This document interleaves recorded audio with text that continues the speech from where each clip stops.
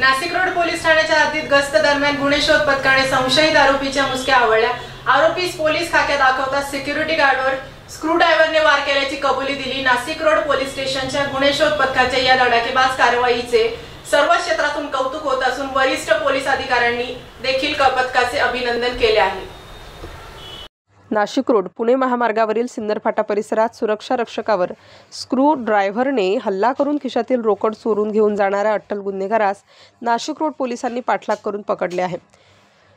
युवराज सुनील साळुंखे वय 21 वर्ष, राहणार अंबर सोसायटी मखमलाबाद असे त्या आरोपीचे नाव असून त्याच्या 2 अल्पवयीन साथीदारांनाही ताब्यात घेण्यात आले आहे। सिन्नर फाटा येथील महाराष्ट्र माझा या हॉटेलचा सुरक्षा रक्षक प्रकाश विष्णू बच्छाव वय 52 वर्ष ही ड्युटी करत असताना 30 ऑक्टोबरला पहाटे 4 वाजता मोटारसायकलवरून तिघेजण आले। त्यांनी स्क्रू ड्रायव्हरने डोक्यात वार करून त्यांना जबर जखमी करत खिशातील 1600 रुपये जबरीने चोरून नेले।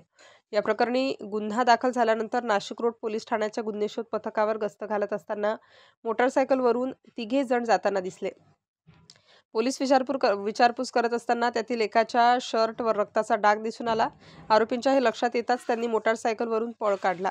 मात्र पोलिसांनी 1 किलोमीटर पाठलाग करून त्यांना ताब्यात घेतले। यातील प्रमुख आरोपी युवराज साळुंखे हा अट्टल गुन्हेगार असून त्याच्यावर शहर व जिल्ह्यात गुन्हे दाखल आहेत। त्याच्याकडून मोटारसायकल लुटीची रक्कम तसेच स्क्रू ड्रायव्हर हस्तगत करण्यात आले आहे। स्टार न्यूजसाठी मनोज अवचिते।